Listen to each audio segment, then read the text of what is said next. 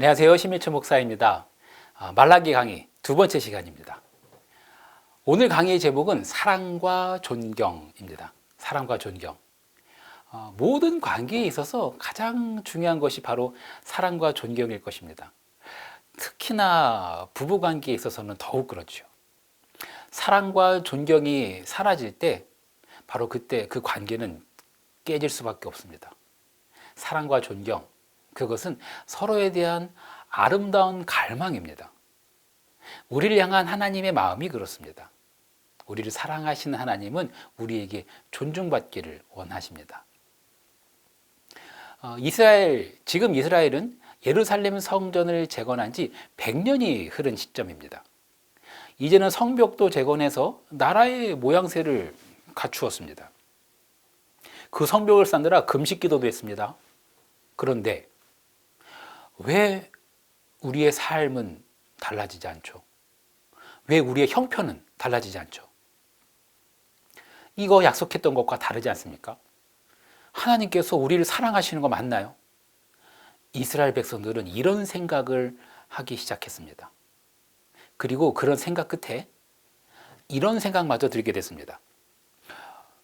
우리를 사랑하지도 않으시는 하나님인데, 내 형편을 살펴주시지도 않으시는 하나님인데, 그런 하나님한테 우리가 이렇게까지 예배할 필요가 있나? 하나님을 향한 사람들의 사랑과 존경, 그 경외심은 완전히 무너졌습니다. 인간이 판단할 수 없는 어려운 문제의 해결을 위한 인간의 물음에 대한 신의 응답, 이 신탁이라는 단어의 사전적 정의입니다. 지난 시간에 말라기는 6번의 신탁이 등장한다고 소개해드렸는데요. 오늘은 첫 번째와 두 번째 신탁을 살펴보겠습니다. 하나님의 첫 번째 신탁은 바로 사랑입니다. 사랑. 히브리어로는 아하브입니다. 흔히 아가페를 하나님의 사랑이라고 알고 계시지만 그렇지 않습니다. 성경에서는 심지어 불륜인 경우에도 아가페라는 단어를 사용한 적이 있습니다. 그러니 하나님의 사랑이라고 아가페를 이해할 수는 없습니다. 아가페는 아주 맹목적이고 무조건적이며 강렬한 사랑이라고 보는 것이 맞습니다. 아하브 역시 뇌물을 사랑하는 것에 대해서도 아하브를 사용했을 정도로 아주 널리 쓰이는 단어입니다. 아하브는 단순히 좋아하는 정도가 아니라 아주 열정적으로 깊이 사랑하는 것을 의미합니다. 중요한 것은 누가 누구를 사랑하느냐입니다. 여기에 따라서 불륜이 될 수도 있고 순애보가 될 수도 있죠. 말라기는 하나님께서 사람들을 깊이 사랑하신다라는 순애보입니다. 이제 말라기 한번 읽어볼까요? 여호와께서 이르시되 내가 너희를 사랑하였노라. 그러나 사람들은 이르기를 주께서 어떻게 우리를 사랑하셨나이까? 라고 되받아칩니다. 이건 질문이라기보단 저항이고 반항입니다. 여보, 내가 당신을 사랑해요. 이렇게 말하는데 언제요? 어떻게요? 당신이 날 사랑하긴 했어요? 라며 차갑게 등을 돌리는 그런 부부관계 같아 보이기도 합니다. 하나님께서 우리를 어떻게 사랑하셨냐라는 이 질문에 대한 하나님의 대답은 야곱을 선택했다라는 것입니다. 형이 아닌 동생을 선택하심. 용맹한 에서가 아니라 거짓말쟁이이고 비겁한 야곱을 선택하신 것. 그것이 왜 사랑의 증거일까요? 하나님의 선택, 그 기준은 우리의 선과 악에 있지 않습니다. 하나님의 기준에 완전히 선한 자는 단 한 사람도 없습니다.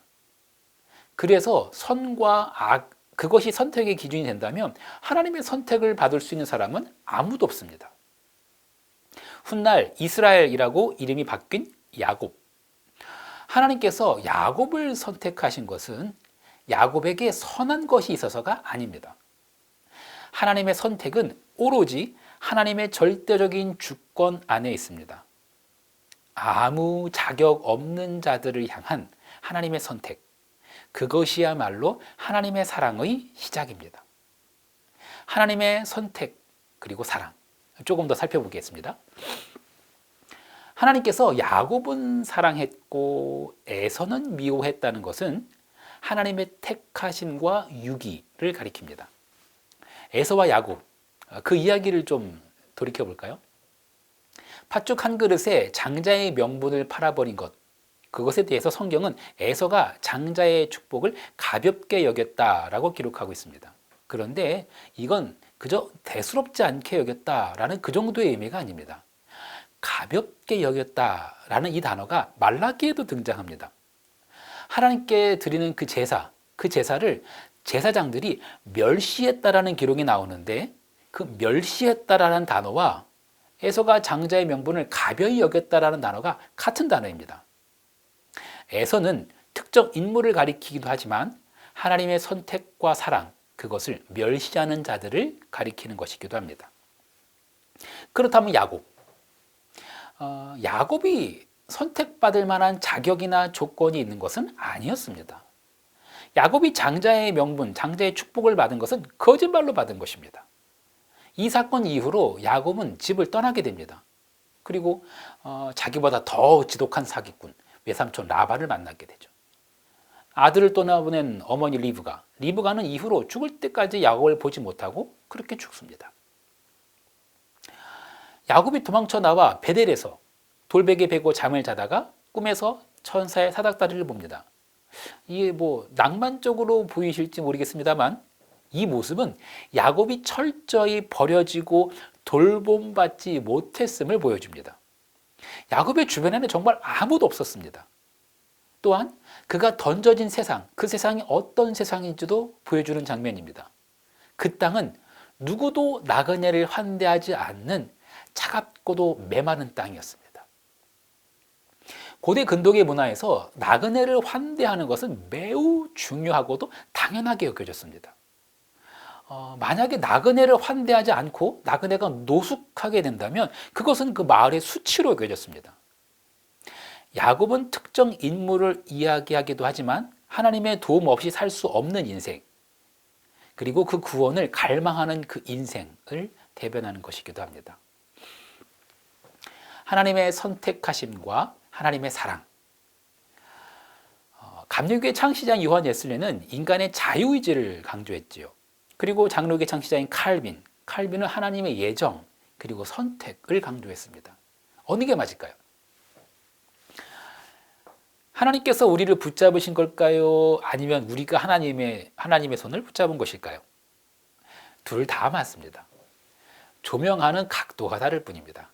중요한 것은 자유의지든 예정과 선택이든 그 모든 것이 하나님의 주권적인 사랑 안에서 이루어지고 있다는 것입니다. 하나님의 선택, 그것은 하나님의 절대적인 주권입니다. 하나님의 구원과 사랑이 사람의 노력이나 선행으로 이루어지는 것이 아니라 하나님의 선물인 이유는 아무든지 누구든지 자랑하지 못하게 하기 위함입니다. 사람의 공로로 인한 구원이 아니기 때문에 누구도 자랑할 수가 없습니다.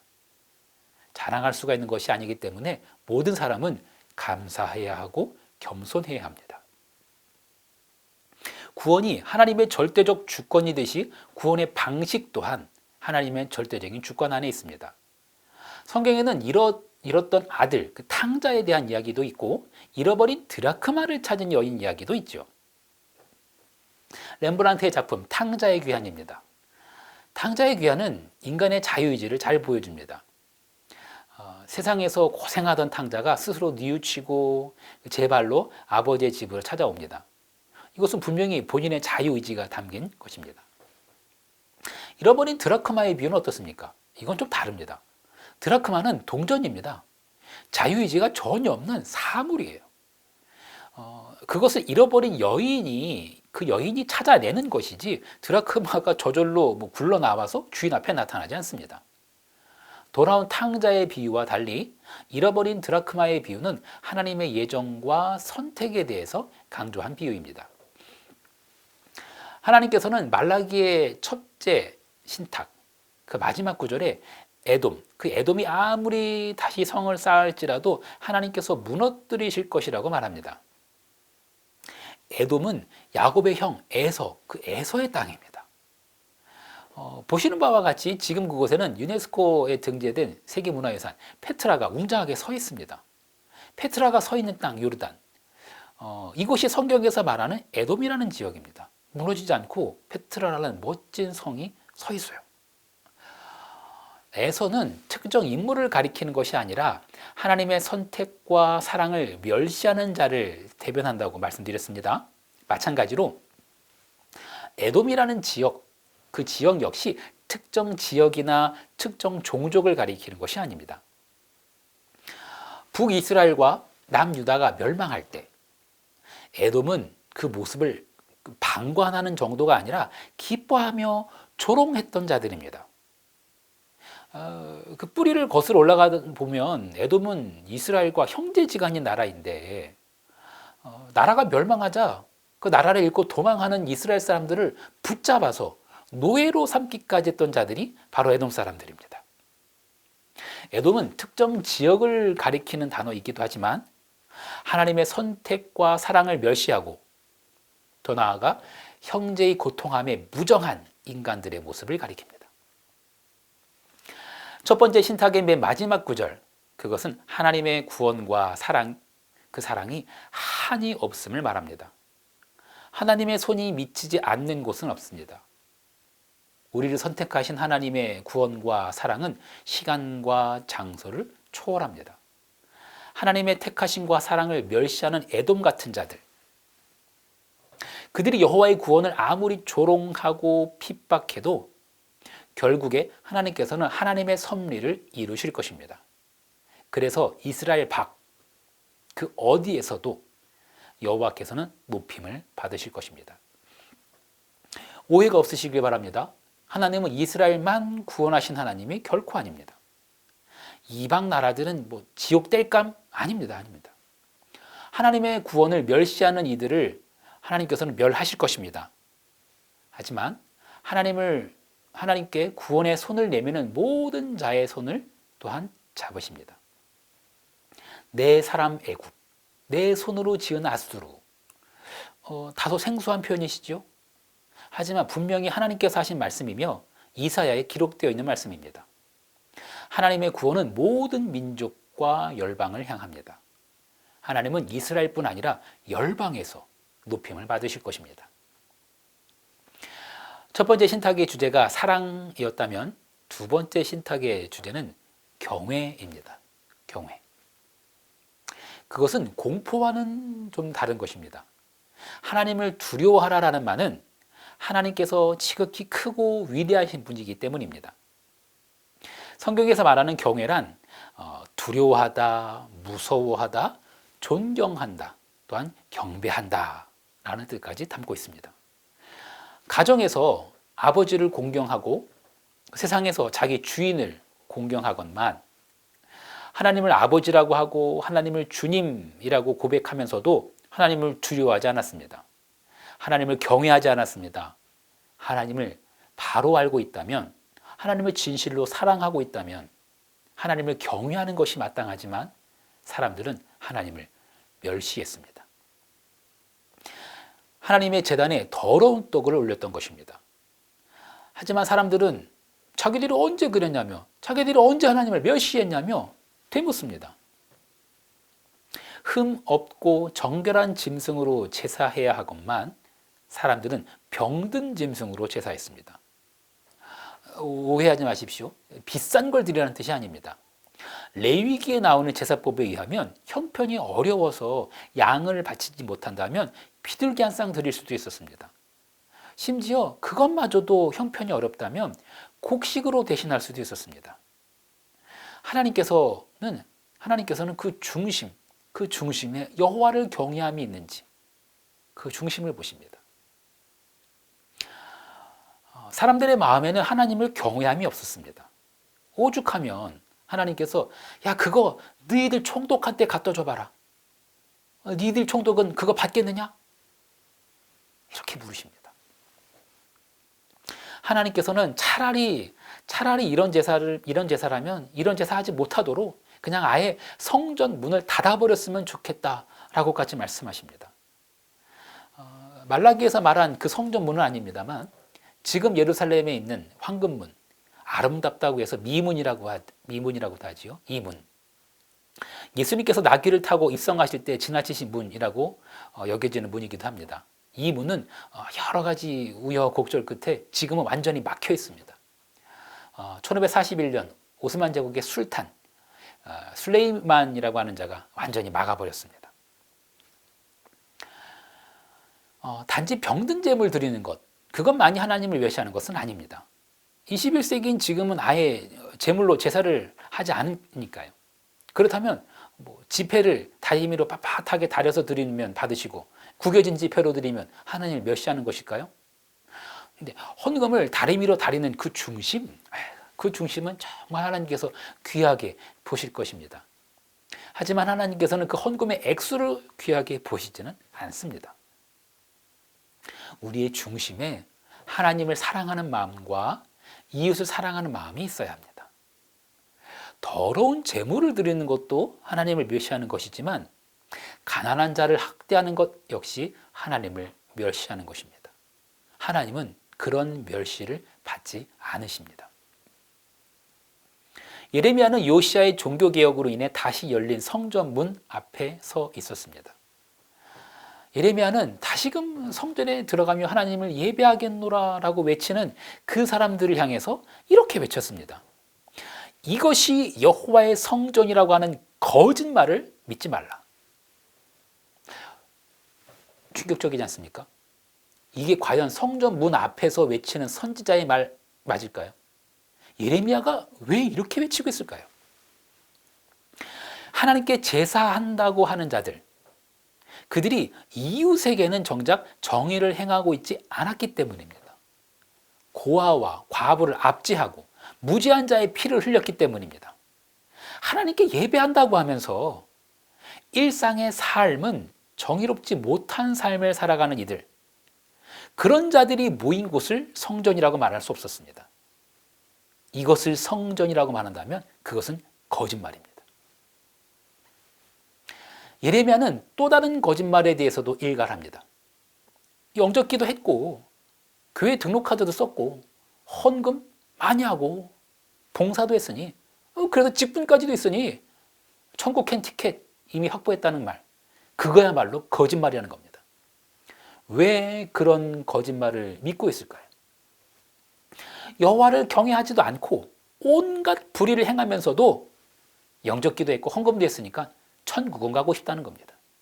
그것이야말로 하나님을 멸시하는 것입니다. 말라기 선지자를 통해 하나님께서는 차라리 성전문 닫아버리는 자가 있었으면 좋겠다, 이렇게까지 말씀하십니다. 예레미야는 사람들 향해서 차라리 기도하지 말라라고까지 외쳤습니다.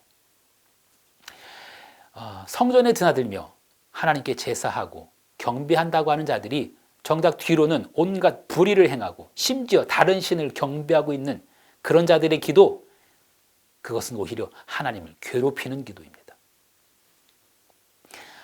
맛을 잃은 소금, 그것은 버려져서 밟힐 뿐입니다. 소금은 자신을 녹여 맛이 나게 합니다. 촛불은 자신을 녹여 빛이 나게 합니다. 소금만 먹으면 짭니다. 소금은 자신을 녹여 다른 음식의 맛을 살려주는 것이 사명입니다. 촛불만 보면 눈이 부시고 아픕니다. 촛불은 빛을 비추어 다른 사물의 모습을 보여주는 것이 사명입니다. 내가 아닌 남을 살려주고 빛나게 하는 자들, 그들이 바로 소금과 빛 같은 자들입니다. 성전은 그런 자들이 모인 곳이어야 합니다.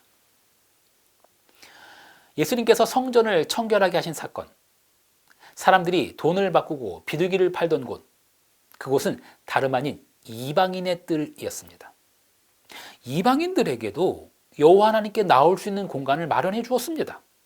그런데 그것을 자신들이 차지했을 뿐 아니라 제사용 제물을 흥정하면서 돈벌이 도구로 사용했으니 이것이야말로 하나님을 멸시하는 행위였습니다. 예수님은 그들을 내쫓으셨습니다. 여러분은 식탁하면 어떤 것이 떠오르십니까? 식탁은 교제하는 곳이죠. 숟가락 젓가락만 오가는 곳이 아니라 마음이 오가는 곳이죠. 주방에서 인심 나온다는 말도 있지 않습니까? 여호와의 식탁. 그곳은 하나님과 사람이 만나는 곳이었습니다. 아니, 하나님께서 고기 잡고 싶으셔서 고기가 맛있다고 하셔서 제물을 바치라고 하셨을까요? 하나님은 그 모든 짐승을 지으신 분이십니다. 하나님은 그저 우리를 만나고 싶으신 겁니다. 그런데 사람들은 그 식탁을 가리켜 더러운 곳이라고 경멸했습니다. 사랑과 존경이 사라진 관계, 그런 관계인데 그 식탁을 차리는 것이 얼마나 번거롭게 느껴졌겠습니까? 좋은 것이 있더라도 굳이 그것을 그 식탁에 올릴 이유가 없었습니다. 온 열방에서 영광을 받으실 하나님께서 정작 당신께서 택하신 민족 이스라엘에게 멸시를 당하고 계십니다. 말라기를 읽다 보면 똥이라는 단어도 등장합니다. 똥. 똥은 재물을 잡는 과정에서 빼내어서 버리는 부분입니다. 당연히 더러운 것이죠. 우리말에도 얼굴에 똥칠한다 라는 말이 있죠. 아주 심한 모욕을 가리킬 때 쓰는 표현입니다. 하나님께서 제사를 드린다고 하는 그 사람들이 오히려 하나님의 얼굴에 그렇게 모욕을 드린 것입니다. 그래서 하나님께서는 희생의 똥, 그 똥을 너희들의 얼굴에 바를 것이다 라고 말씀하십니다. 이것은 하나님께서 그렇게 모욕받으셨음을 표현하는 것이기도 합니다. 하나님께서 선택하시고 사랑하신 그 사람들을 향해서 이렇게까지 말씀하시는 그 하나님의 마음이 느껴지십니까? 하나님께서 레위인을 구별하여 세우셨던 것은 제사를 통해서 사람들을 만나고자 하셨던 것입니다. 어떻게든 우리를 만나고자 하신 하나님, 그 하나님께서 세우신 언약은 우리를 번거롭게 하기 위한 것이 아닙니다. 죄와 사망으로 물든 우리에게 생명을 주시고 평강을 얻게 하려는 하나님의 섭리입니다. 죄와 결코 함께 하실 수 없는 거룩하신 하나님께서 죄로 물든 우리를 만나기 위한 섭리, 바로 그 섭리 자체가 신비이기도 하죠. 경외함이란 거룩하신 하나님을 대면한 죄인의 당연한 반응입니다. 크신 하나님 앞에서 한없이 작아질 수밖에 없는 인간의 마땅한 모습이기도 합니다. 하나님을 경외하지 않는다라는 것은 하나님을 참되게 만나지 못한 것입니다. 하나님을 경외함, 이것은 성경 전체에 흐르는 아주 중요한 개념입니다. 경외함에 대해서는 말라기 마지막 시간에 따로 다루도록 하겠습니다.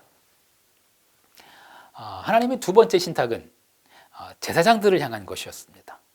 제사장들아, 제사장들아. 여호와 앞에 스스로 성결할 뿐 아니라 백성들을 거룩하신 하나님께 이끌어야 할 제사장들. 그들이 타락했으니 백성의 신앙이 온전했을 리가 없었습니다. 영적 지도자들을 위해서 특별히 중보하며 기도해야 할 이유가 여기에 있습니다. 우리 모두가 특별히 영적 리더들이 하나님을 뜨겁게 사랑하고 경외하는 신실한 예배자들이 되기를 간절히 소망합니다. 말라기 두 번째 강의 여기서 마치겠습니다. 다음 시간에 뵙겠습니다. 감사합니다.